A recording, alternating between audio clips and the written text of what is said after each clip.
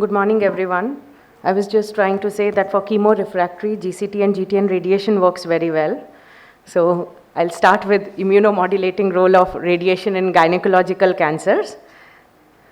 So my talk today, I'll try to cover cervix cancer, endometrium, vulvovaginal melanomas, and ovarian cancer. So if you look into today, I know we are talking more about rare tumors, but this immunotherapy section is broader. And in today's day and time, if you talk about locally advanced cervical cancer, which means stage 1B3 to stage 4A, regardless of the stage, only 10% patients have local relapse because concurrent chemoradiation and brachytherapy has become very effective. Yet 25% patients continue to have distant metastasis. And now for almost 2 decades, we know that various placements of systemic therapy do not work in locally advanced setting. We have this trial from our own institution, which was led by Dr. Gupta. This was a negative trial for neoadjuvant chemotherapy. Last year, Outback has been released. That is negative, that is adjuvant chemotherapy in locally advanced setting. And we also recently compiled the entire literature and did a meta-analysis for adjuvant systemic therapy and also updated with Outback results. So in locally advanced setting, systemic chemotherapy unfortunately doesn't do well in reducing distant metastasis. And this is in sharp contrast to what we've seen in last year in recurrent metastatic setting, that the use of immunotherapy actually for the first time produced double-digit 24-month survival in cervical cancer. And this was seen essentially in patients who have a certain CPS score.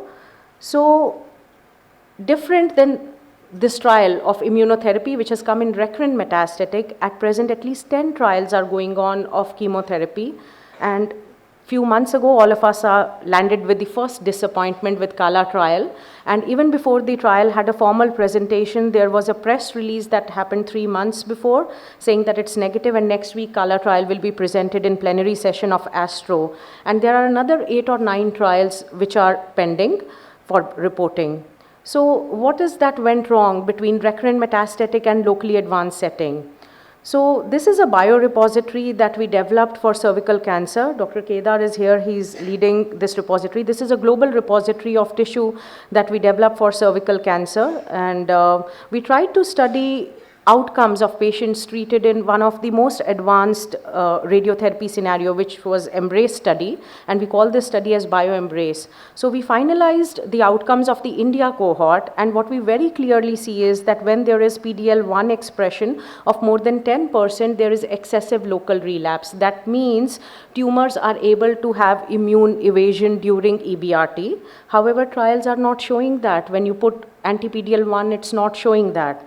So I think I'm going to answer and bring out some provocative questions.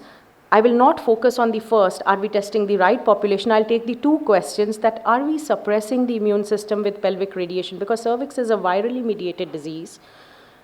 Immunotherapy alone works, but in combination with radiation, it did not work. And second thing is that can we harness the inflamed milieu at the time of brachytherapy to maximize gains? And if you look, actually, it is an enigma how you give cervical cancer radiation. It's different than lung, it's different than head and neck, because 20 to 25% of bone marrow is in the volume that we irradiate. That means all immune cells come from lumbopelvic bone marrow. And when you have patients with relatively high risk disease, you'll end up treating them with extended targets, or they will have lymph node boosts. And what happens is, when you are treating something very focal, very, very low doses of radiation also spill nearby. And now it is known that circulating lymphocytes can actually have effects to doses as less than 2 gray, and very low doses to spleen and liver also have immunomodulating effects. So the question we are asking is that, is external radiation suppressing immune response? And unlike other tumors, after EBRT, we have brachytherapy, which inflames the local environment, a very similar phenomenon as is used for stereotactic radiation in lung cancer. So when we do brachytherapy, it releases actually a lot of antigens in system, because we are giving 7 gray, but there are parts of tumor which are receiving 14 gray, 15 gray in one fraction. So where do you get the balance? How do you set the EBRT right so that you harness the immune response in the right way? We also know from our institution and this was Dr. Mahan Shetty's study for one of the students' thesis, that patients who have persistent HPV, they are the ones who relapse, and patients who have HPV circulating DNA after treatment, they are the ones who relapse. Who clear off HPV they don't relapse in any way. So it led actually to some of us in last year to start looking into immune sparing organ at risk. Normally when you do radiotherapy, you do GI sparing, you do bone sparing, you do all other kinds of sparing, but you never think of immune sparing. So last year we started working on that, and we said that, okay, let's look if we can restrict liver, spleen, ileocecal region and pelvic lumbar marrow dose to very less dose so that it does not impact the immune system. And there is some work which is going on in some of our collaborating institutions and Tata Memorial Center. And we observed that when you start giving radiation very early on, actually you start seeing lymphocyte depletion.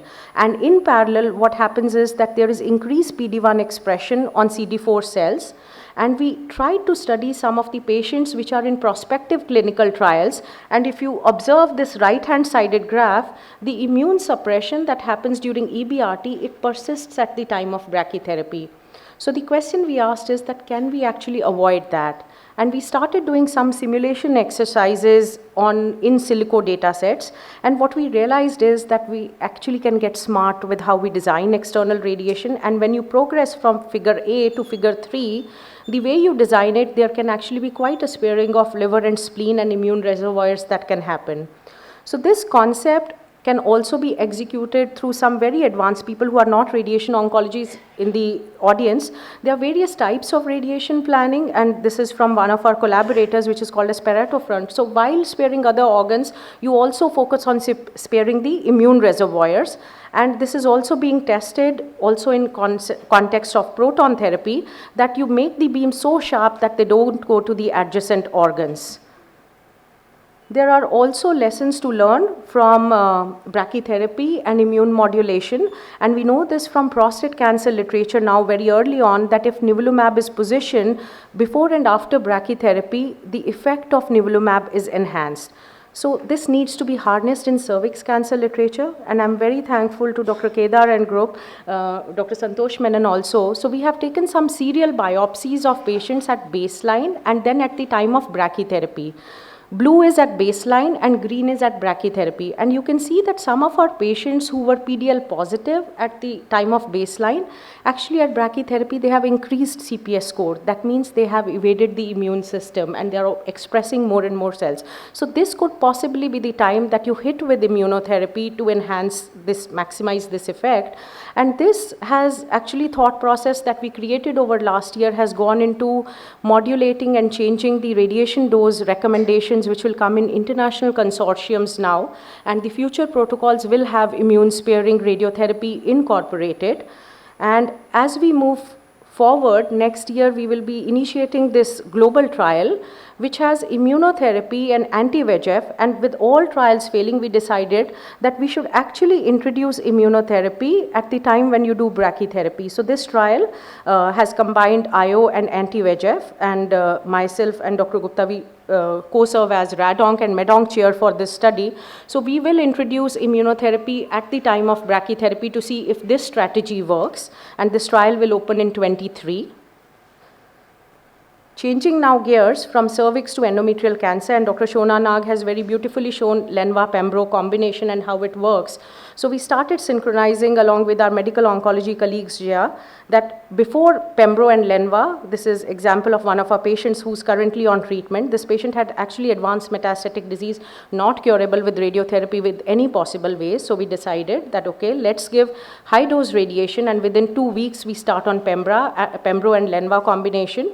And this is just 2 cycles of pembrolizumab, and we already see resolution of activity in this particular patient. And this has also been our philosophies. We see very few melanomas, and the vaginal melanomas that we are seeing.